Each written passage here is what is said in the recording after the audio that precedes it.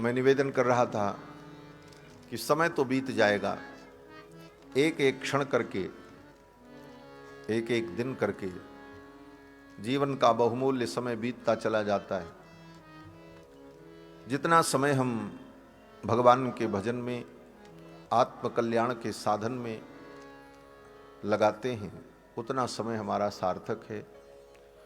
और जितना हम भजन कर लें, साधन कर लें, यही हमारी पूंजी है।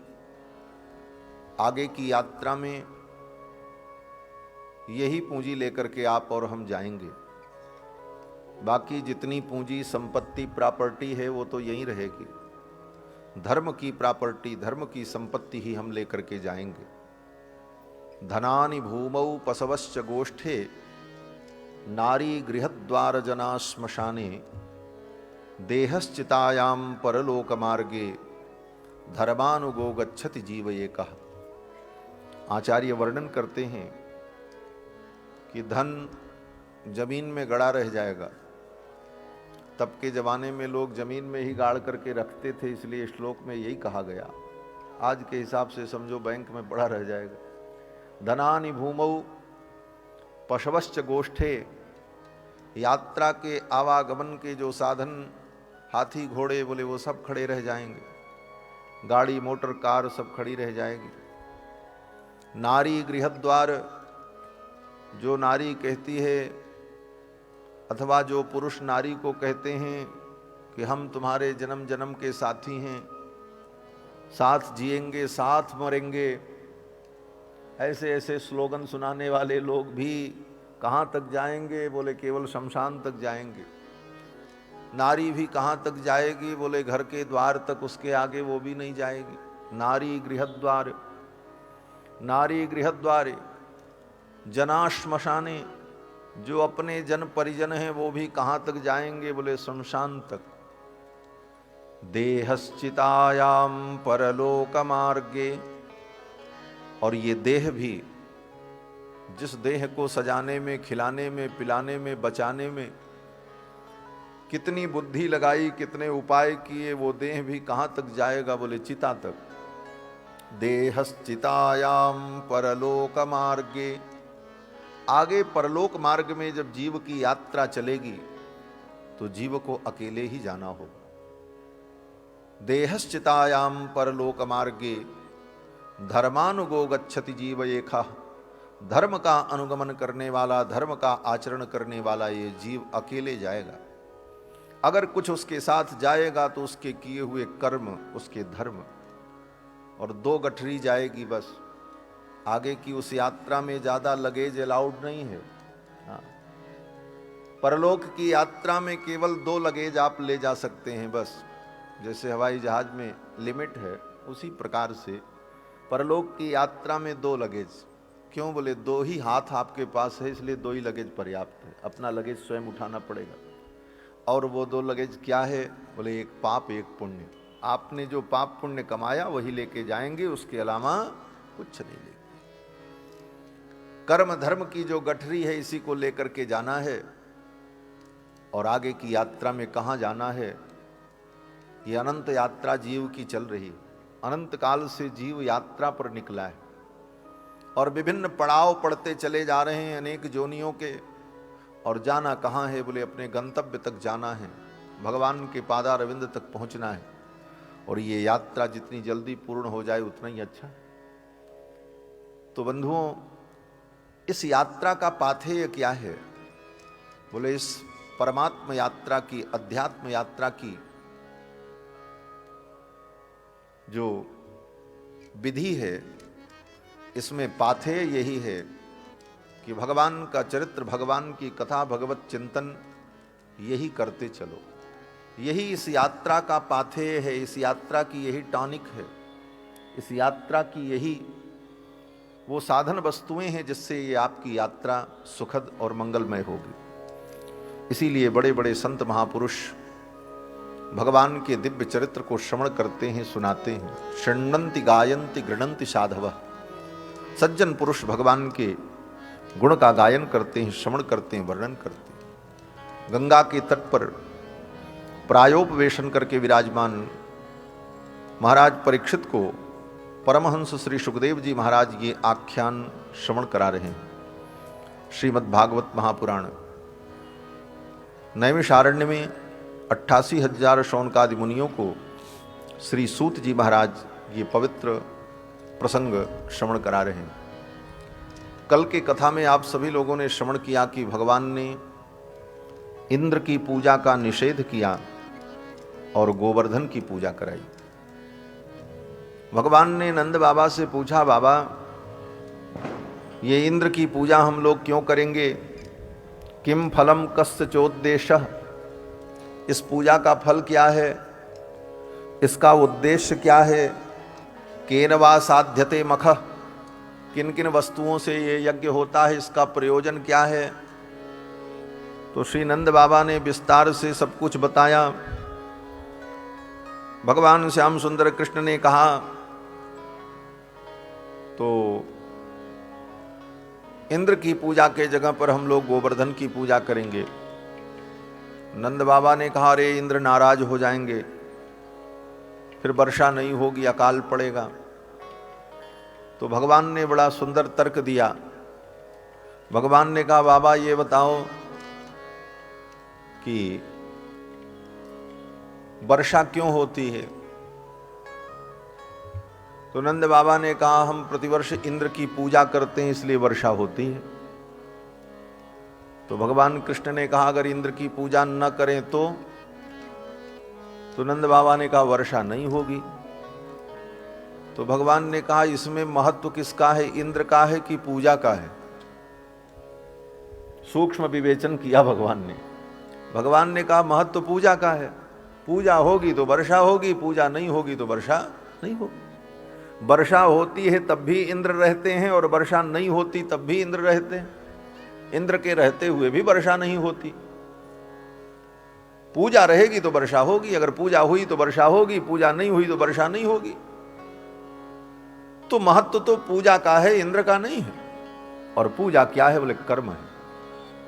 और ये पूजा कर्म हम करते हैं तो हमारे कर्मों का फल हमको मिलता है। घुमा करके बड़े ही तर्क संगत वाक्यों के द्वारा भगवान ने नंद बाबा को और गोप ग्वाल वालों को समझाया कि बाबा कोई किसी को कुछ नहीं देता, सब अपने अपने कर्मों का फल प्राप्त करता है। महत्व कर्म का है। भगवान ने प्रवचन किया है बड़ा सुंदर। भगवान श्री कृष्ण कहते हैं कि कर्मणा जायते जंतुः, कर्म से ही जीव उत्पन्न होता है। कर्मणैव विलीयते, और अपने कर्मों के द्वारा ही विलीन होता है, नष्ट होता है। सुखम दुखम भयम क्षेमम कर्मणैवाभिपद्यते, सुख दुख लाभ हानि ये सब कर्म का ही फल है। महत्व कर्म का है। किसी ने कहा कर्म तो करें लेकिन कर्म का फल तो भगवान देते हैं, कर्म का फल तो इंद्रादि देवता देते हैं। कर्म का महत्व है लेकिन कर्म करने पर फल देने वाले तो ये देवता ही हैं, इसलिए इनका तो महत्व होना ही चाहिए। तो भगवान ने इसका भी उत्तर दिया। भगवान ने कहा, अस्ति चेद ईश्वरः कश्चित्, अगर कोई ईश्वर नाम की वस्तु है, ऐसा बोल रहे हैं भगवान, अस्ति चेद ईश्वरः कश्चित् फल रूपण्य कर्मणाम, कर्मों के फल को देने वाला कोई ईश्वर अगर होता है, उसकी कल्पना करते हैं तो चलो हम मान लेते हैं कोई ईश्वर है जो कर्मों के फल को देता है, वितरण करता है। तो वह ईश्वर भी क्या करता है? भगवान कहते हैं कर्तारम भजते सोपी, भगवान कहते हैं वो ईश्वर भी करने वाले को ही देता, बिना किए नहीं देता। कर्तारम भजते सोपी न ह्यकर्तु प्रभुर्हि सः, अकर्ता को न करने वाले को वो फल नहीं देता। तो ईश्वर जो कर्मों के फल को देता है, उस ईश्वर की महत्ता तो है, लेकिन महत्ता कर्म की है। अगर कर्म होगा तो ईश्वर भी देगा, अगर कर्म नहीं किया तो ईश्वर भी नहीं देगा। इन सारे तर्कों के द्वारा भगवान ने उन गोप ग्वाल वालों को, नंद बाबा को समझा दिया। बोले इंद्र की पूजा से कोई लाभ नहीं, पूजा तो हम करेंगे लेकिन इंद्र की नहीं, गोवर्धन की करेंगे। मीमांसकों ने श्रीमद् भागवत महापुराण के इन श्लोकों को अपने पक्ष में प्रस्तुत किया कि ईश्वर नाम की कोई वस्तु नहीं होती। देखो, हमारे यहाँ सनातन धर्म में जितने दर्शन ग्रंथ हैं, उन दर्शन ग्रंथों में एक बड़ा प्राचीन दर्शन है मीमांसा दर्शन जिसे कहते हैं। और मीमांसा दर्शन जिसके प्रणेता जैमिनी महर्षि हैं। मीमांसा दर्शन में वेद को परम प्रमाण माना जाता है। वेदों के एक एक वाक्य पर बहुत गंभीर विचार किया है मीमांसकों ने। लेकिन मीमांसकों की एक धारा ऐसी भी है जो मीमांसक ईश्वर को नहीं मानते। वो कहते ईश्वर है ही नहीं, और जबकि वेद को परम प्रमाण मानते। इसलिए वो मीमांसक ईश्वर को न मानते हुए भी आस्तिक हैं, उनको आस्तिक माना गया। वो कहते हैं ईश्वर नाम की कोई वस्तु नहीं है। कहते हैं ईश्वर नहीं है तो ये सृष्टि कैसे बनी? तो मीमांसक कहते हैं ये सृष्टि अनादिकाल से ऐसे ही चल रही है।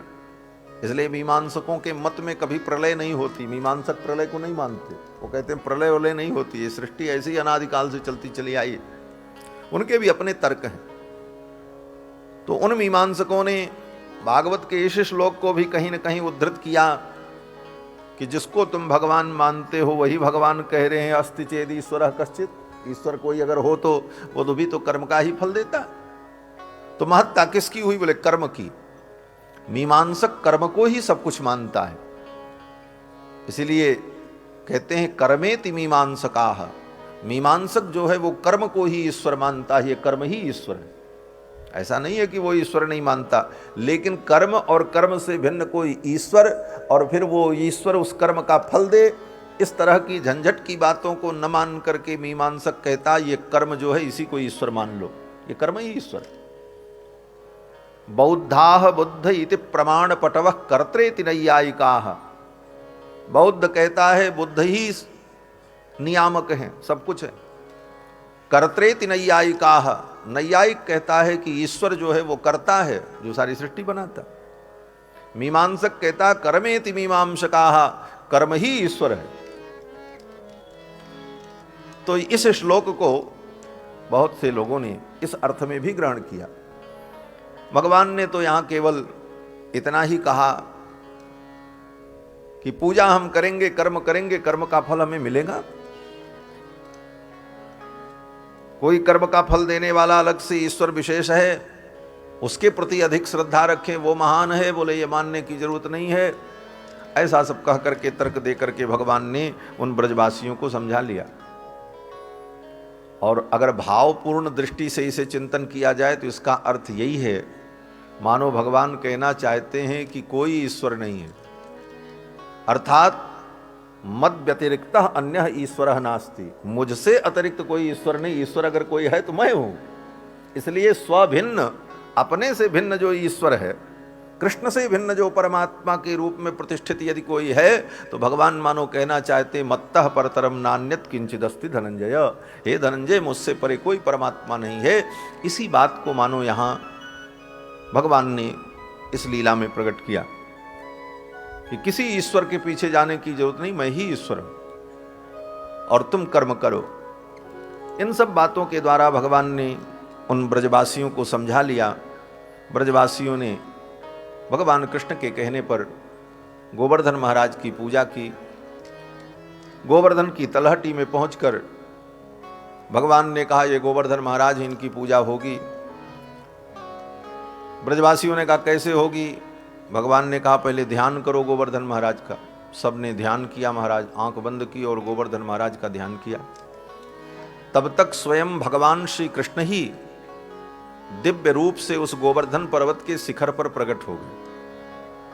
शंख चक्र गदा पद्म धारण किए, पीतांबर बनमाला विभूषित भगवान श्याम सुंदर मदन मोहन श्री कृष्णचंद्र गोवर्धन पर्वत के शिखर पर प्रकट हो गए। दिव्य प्रकाश छिटकने लगा। ब्रजवासियों ने आंख खोली तो देखा उन ब्रजवासियों के साथ भी भगवान खड़े थे एक रूप में। यहां नीचे एक रूप में भगवान उन ब्रजवासियों के साथ खड़े हैं और वहां पर ऊपर पर्वत पर प्रकट हो गए। भगवान ने ब्रजवासियों से कहा, देखो ये मेरे देवता हैं, प्रकट हो गए पूजा ग्रहण करने के लिए। ब्रजवासियों ने कहा, कन्हैया ये तेरा देवता तो बहुत अच्छा है, बड़ा कृपालु है,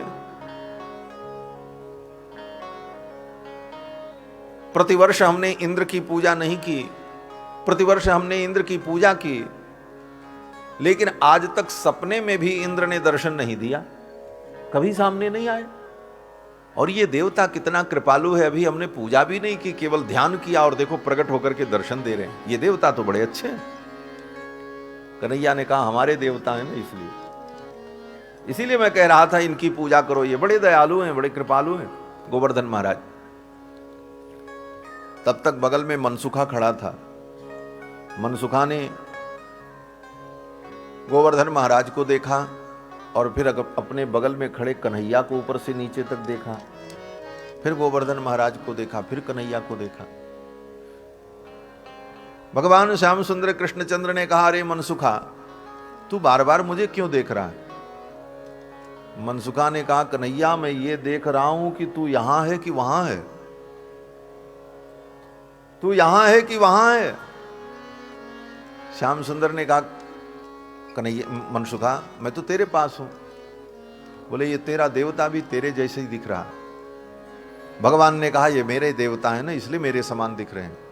यदन्नः पुरुषो भवति तदन्नास्तस्य देवता, जो व्यक्ति जैसा होता है उसके देवता भी वैसे ही होते। ये मेरे देवता हैं इसलिए मेरे समान है।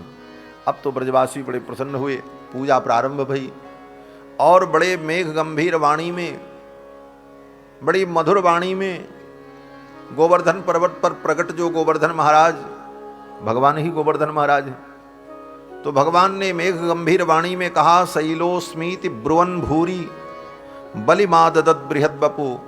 हे ब्रजवासियों, मैं गिरिराज हूं और तुम्हारी पूजा ग्रहण करने के लिए मैं प्रकट हूं। अब तो भगवान की वाणी सुनकर वे ब्रजवासी और आनंदित हुए और खूब आनंद से चकाचक पूजा की। महाराज धूप दीप नैवेद्य सब समर्पण किया, 56 प्रकार के भोग लगाए और भोग लगाने के बाद सबने गोवर्धन महाराज की आरती उतारी और फिर गोवर्धन महाराज का कीर्तन किया सबने। श्री गोवर्धन महाराज महाराज तेरे माथे मुकुट विराजित रहो। श्री गोवर्धन महाराज महाराज तेरे माथे मुकुट विराजित रहो। श्री गोवर्धन महाराज महाराज तेरे माथे मुकुट विराजित रहो। श्री गोवर्धन महाराज महाराज तेरे माथे मुकुट विराजित रहो। तो पे पाल चढ़े तो पे फूल चढ़े, तो पे पाल चढ़े तो पे फूल चढ़े, तो पे पाल चढ़े तो पे फूल चढ़े, तो पे पाल चढ़े तो पे फूल चढ़े, तो पे चढ़े तो पे चढ़े तो पे चढ़े दूध की धार धार तेरे माथे मुकुट विराजित रहो। तो पे चढ़े दूध की धार धार तेरे माथे मुकुट विराजित रहो। श्री गोवर्धन महाराज महाराज तेरे माथे मुकुट विराजित रहो।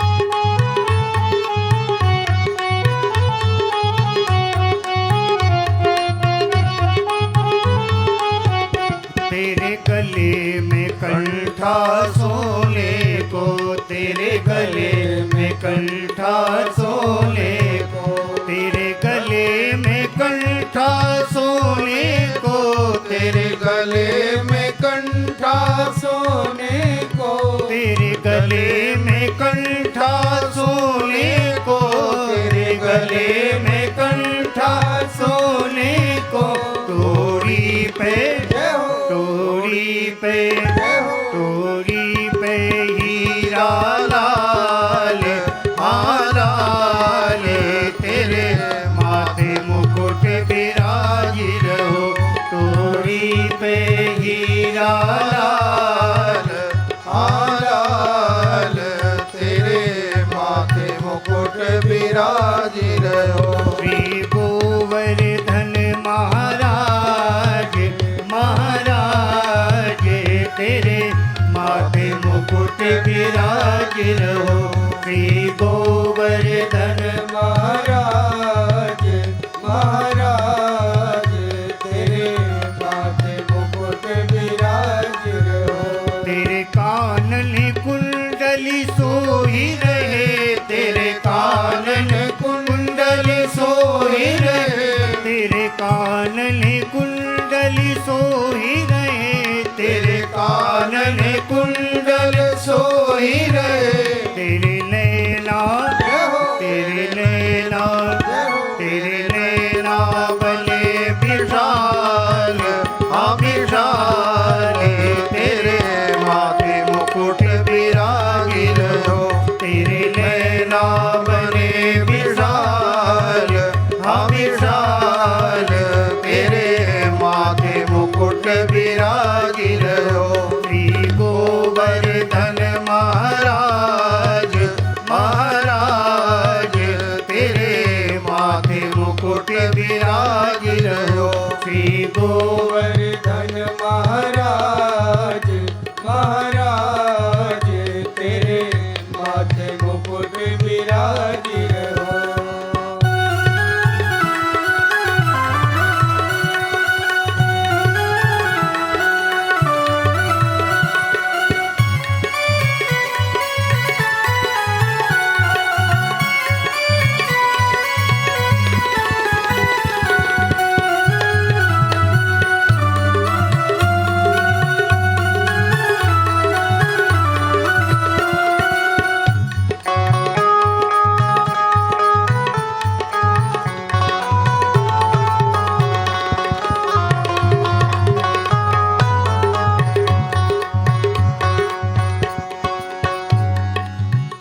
तेरी सात कोस की परिक्रमा, तेरी सात कोस की परिक्रमा, तेरी सात कोस की परिक्रमा, तेरी सात कोस की परिक्रमा, हे चकलेश्वर विश्राम विश्राम, तेरे माथे मुकुट विराज रहो, हे चकलेश्वर विश्राम विश्राम, तेरे माथे मुकुट विराज रहो। श्री गोवर्धन महाराज महाराज, तेरे माथे मुकुट विराज रहो, श्री गोवर्धन महाराज महाराज, तेरे माथे मुकुट विराज रहो,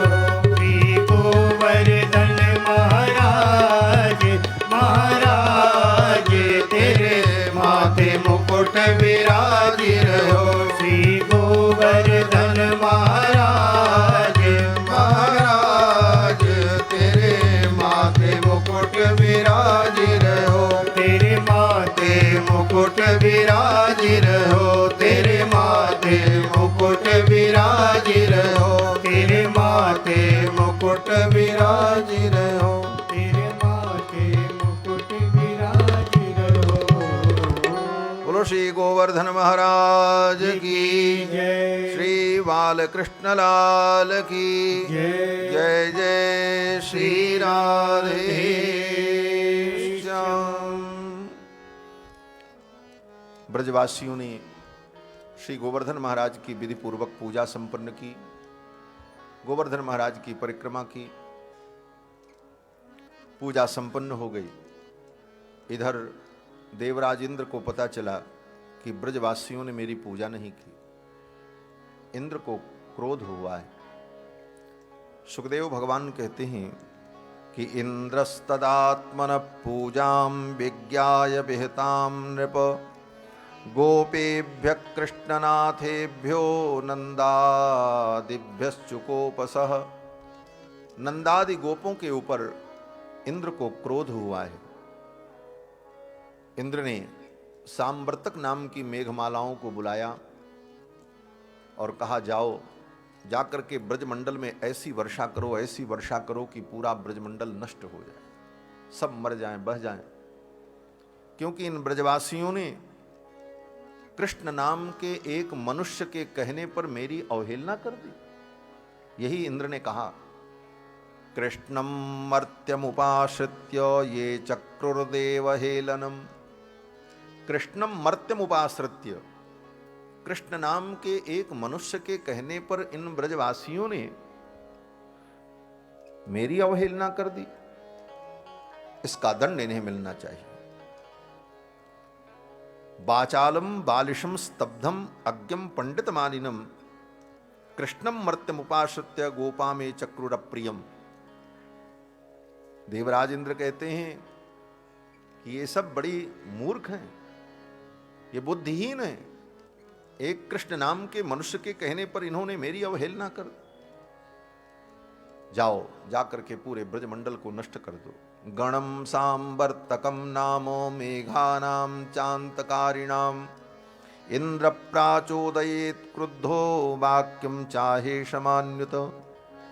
इंद्र प्राचोदयेत क्रुद्धो, इंद्र ने क्रोधित होकर के सांवर्तक नाम की मेघमालाओं को भेजा।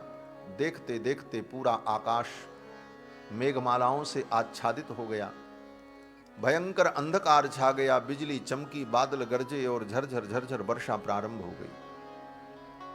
सुखदेव भगवान कहते हैं कि स्थूणा स्थूला वर्षधारा मुंचत्तभ्रे स्वभीक्षण सा।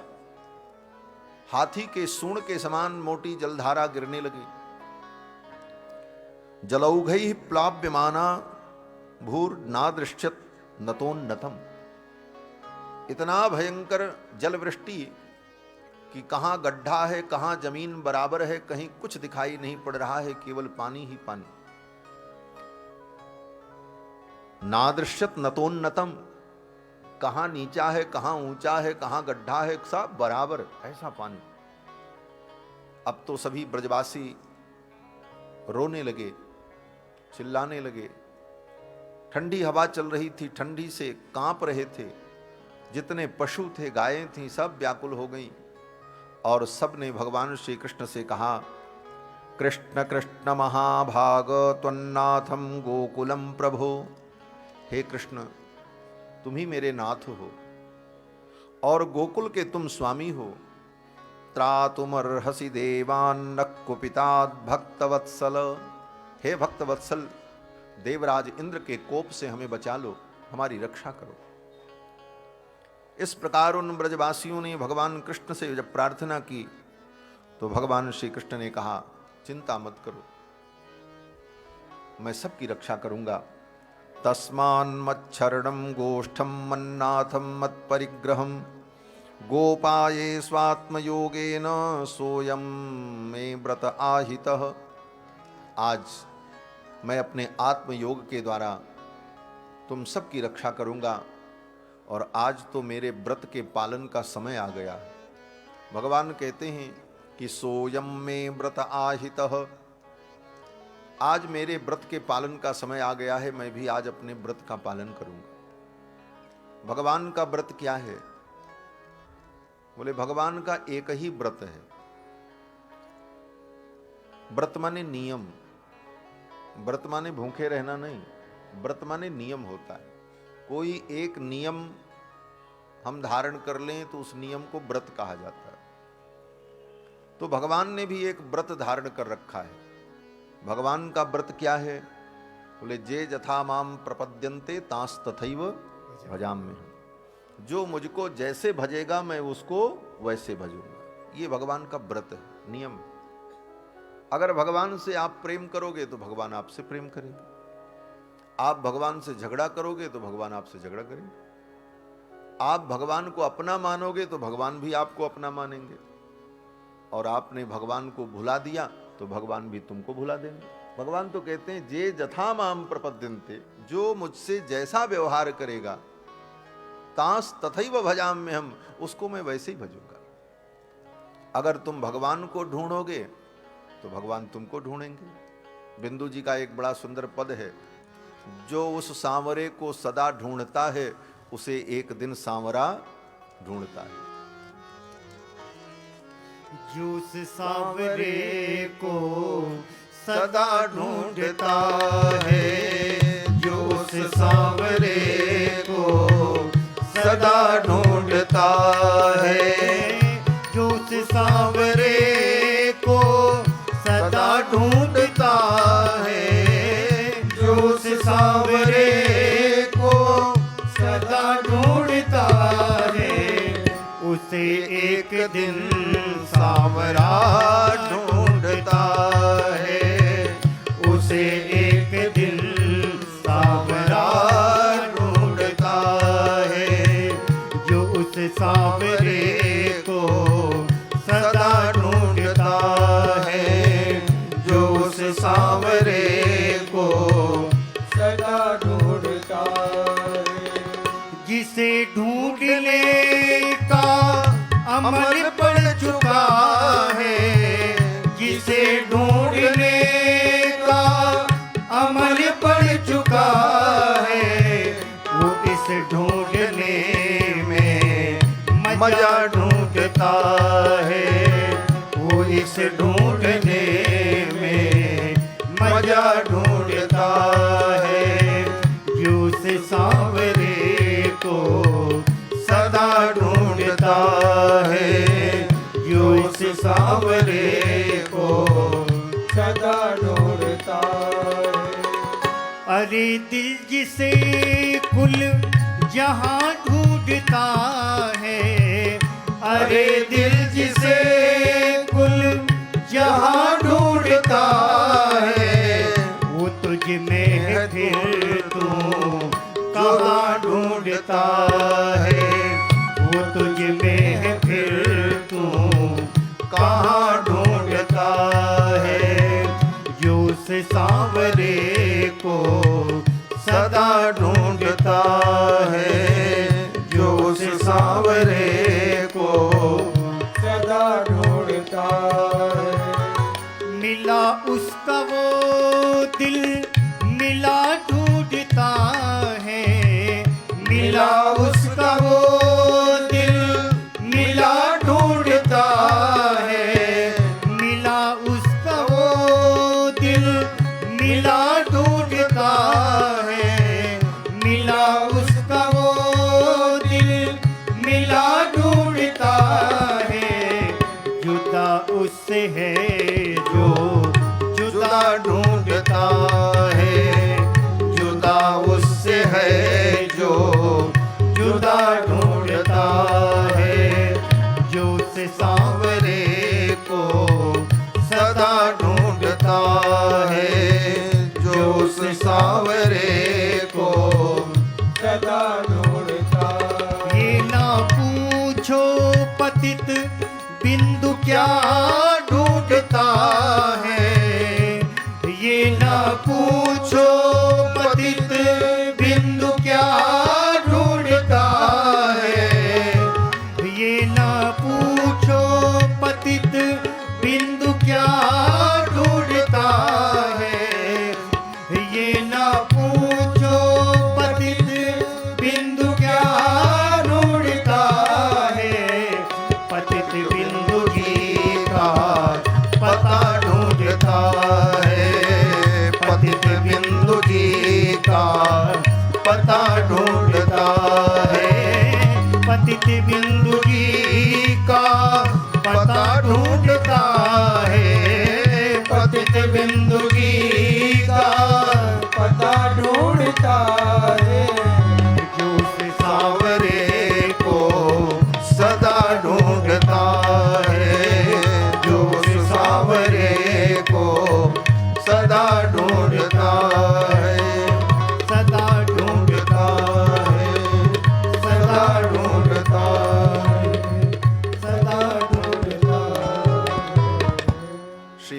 महाराज कहते हैं, जो उस सांवरे को सदा ढूंढता है उसे एक दिन सांवरा ढूंढता है।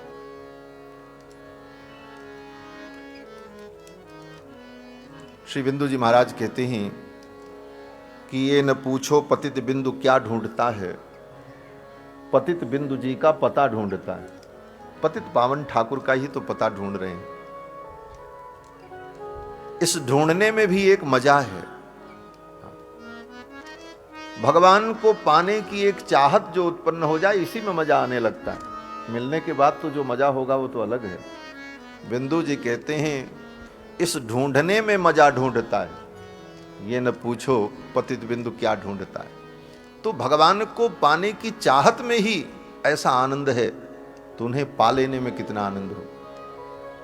कितने भक्तों ने तो कहा, महाराज ये पाने की लालसा ही बनी रहे और मैं भगवान को पाने के लिए लालायित बना रहूं, इसमें जो आनंद है शायद भगवान के मिल जाने पर उतना आनंद नहीं होगा। क्यों? बोले किसी कवि ने कहा है कि कोई राही अपने मंजिल के लिए चला था, बड़ा मजा आ रहा था उसको, कल्पनाओं में खोया था, मुझे मंजिल मिलेगी, पहुंच करके ये आनंद होगा, मंजिल ऐसी होगी। और सोचते सोचते उस आनंद में विभोर उसकी यात्रा चलती रही, बड़ा आनंद आता रहा। लेकिन जब सामने मंजिल दिखाई पड़ी वो चौंक गया। अब मंजिल जब मिल ही जाएगी तो मेरी तो यात्रा ही खत्म हो जाएगी, फिर ये खोजने का आनंद कहां मिलेगा। तो कवि ने बड़ी अच्छी बात कही कि मंजिल मिल जाने पर फिर वो ढूंढने का आनंद नहीं रहेगा। उस राही ने कहा, ऐ मेरे राहबर मुझको गुमराह कर दे, ऐ मेरे राहबर मुझको गुमराह कर दे, सुना है कि मंजिल करीब आ रही, मंजिल नजदीक आ रही, इसलिए एक बार मैं फिर गुमराह हो जाऊं और उसे ढूंढूं, उस ढूंढने में जो आनंद है। तो बंधुओं, भगवान के लिए जो तड़पता है ठाकुर जी उसके लिए तड़पते हैं, भगवान को जो चाहता है ठाकुर उसको चाहते हैं, जो भगवान को ढूंढता है ठाकुर उसको ढूंढते हैं। भगवान कहते हैं, आज मेरे इस व्रत का समय आ गया है, आज मैं अपने भक्तों की रक्षा करूंगा, इन ब्रजवासियों की रक्षा करूंगा। गोपाये स्वात्म योगेन सोयम में व्रत आहितः। और भगवान ने ब्रजवासियों से कहा, आओ इस गोवर्धन पर्वत को ही मैं उठाता हूं छत्र के समान, और इसी की छाया में सब चले आओ। इत्युक्तैकेन हस्तेन कृत्वा गोवर्धना चलम दधार लीलया कृष्णश्छत्राकमिव बालकः। लीला पूर्वक भगवान ने गोवर्धन पर्वत को जड़ से उखाड़ करके अपनी कनिष्ठिका उंगली के ऊपर धारण कर लिया। बोलो श्री गोवर्धन धरण भगवान की जय। भगवान ने गोवर्धन पर्वत को अपनी कनिष्ठिका उंगली के ऊपर धारण कर लिया। सुखदेव जी कहते हैं, छत्राकमिव बालकः, जैसे कोई बालक लीला में सहज भाव से छत्राक को तोड़कर अपने हाथ में उठा ले, उसी प्रकार भगवान श्री कृष्ण ने उतने बड़े गोवर्धन पर्वत को अपनी कनिष्ठिका उंगली पर उठा लिया। पर्वत को भगवान ने जब उखाड़ करके अपने हाथ पर धारण किया तो पर्वत जहां था वहां बहुत बड़ा गड्ढा बन गया, क्योंकि जड़ से पर्वत को भगवान ने उखाड़ लिया। तो भगवान ने उन ब्रजवासियों से कहा, अथाह भगवान गोपान हेम बतात ब्रजौकसः यथोपजोषम विशत गिरिगर्तम सगोधनाः। अय ब्रजवासियों, आओ इसी गड्ढे में उतर जाओ।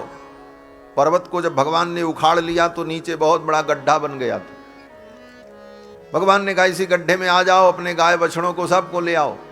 अब तो सभी ब्रजवासी उसी गड्ढे में कूद गए, अपने गाय बछड़ों को भी उतार दिया और भगवान गोविंद पर्वत को अपनी कनिष्ठिका उंगली के ऊपर धारण किए हैं। इतने बड़े पर्वत को भगवान कृष्ण ने उठा रखा है, ये देखकर मैया यशोदा को बड़ी दया आ गई। हरि राम राम, इतने बड़े पर्वत को मेरे लाला ने अपनी कनिष्ठिका उंगली पर उठा रखा है। मेरे लाला की उंगली तो बड़ी कोमल है, कलाई बड़ी कोमल है, कहीं इस पर्वत के भार से मेरे लाला की उंगली मुरक न जाए, मेरे लाला की कलाई टूट न जाए। तो मैया यशोदा ने कहा, अरे भैया, अरे गोप ग्वाल बालों, मेरे लाला का सहयोग करो सब लोग, इतने बड़े पर्वत को मेरे लाला ने अकेले उठा रखा है। मैया ने जब ऐसा कहा तो सभी गोप ग्वाल बालों ने खटाखट अपने लाठी डंडे लगा दिए। नख पर गिरवर लीनो धार, कन्हैया मेरो बारो। नख पर गिरवर लीनो धार, कन्हैया मेरो बारो। नख पर गिरवर लीनो धार, कन्हैया मेरो बारो। नख पर गिरवर लीनो धार, कन्हैया मेरो बारो। कन्हैया मेरो बारो, कन्हैया मेरो बारो, कन्हैया मेरो बारो। नख पर गिरवर लीनो धार, कन्हैया मेरो बारो। नख पर गिरवर लीनो धार, कन्हैया मेरो बारो। यो कहे जसोदा मैया, निक जोर लगाओ मेरे भैया। यो कहे जसोदा मैया, निक जोर लगाओ मेरे भैया। गिरिवर में हो, गिरिवर में हो, गिरिवर में बोझ अपार, कन्हैया मेरो बारो।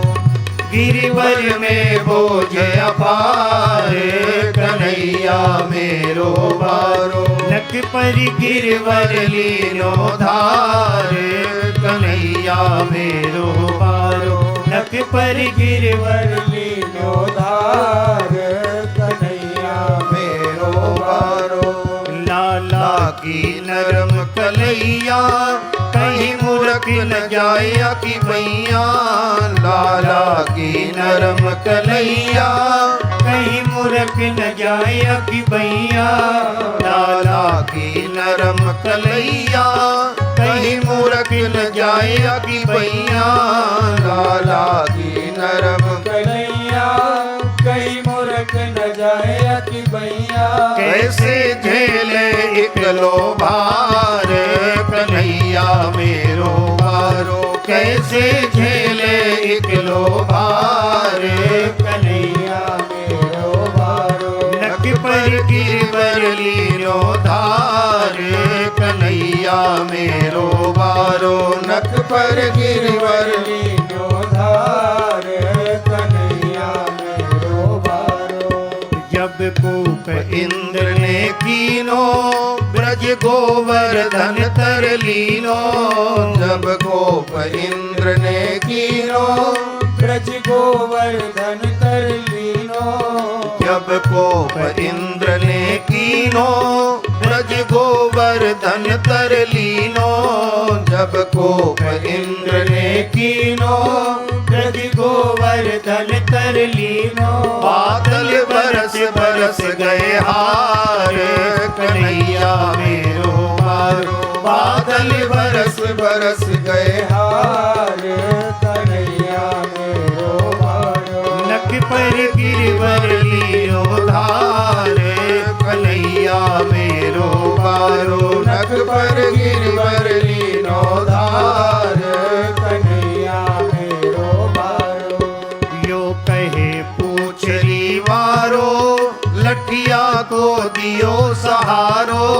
यो कहे पूछरी वारो, लठिया को दियो सहारो। यो कहे पूछरी वारो, लठिया को दियो सहारो।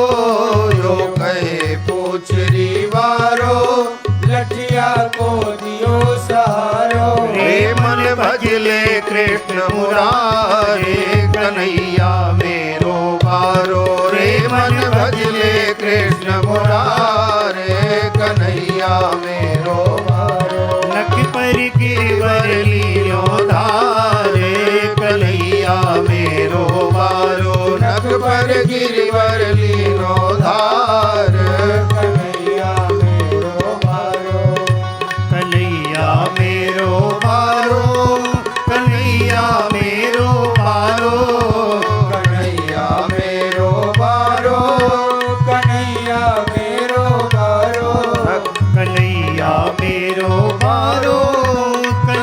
कन्हैया मेरो बारो, कन्हैया मेरो बारो, कन्हैया मेरो बारो। नख पर गिरवर लीनो धार, कन्हैया मेरो बारो, नख पर गिरवर लीनो धार, कन्हैया मेरो बारो, नख पर गिरवर लीनो धार, कन्हैया मेरो बारो, नख पर गिरवर लीनो धार, कन्हैया मेरो बारो। हाँ कन्हैया मेरो बारो, हाँ कन्हैया मेरो बारो, हाँ कन्हैया मेरो बारो, हो कन्हैया मेरो बारो।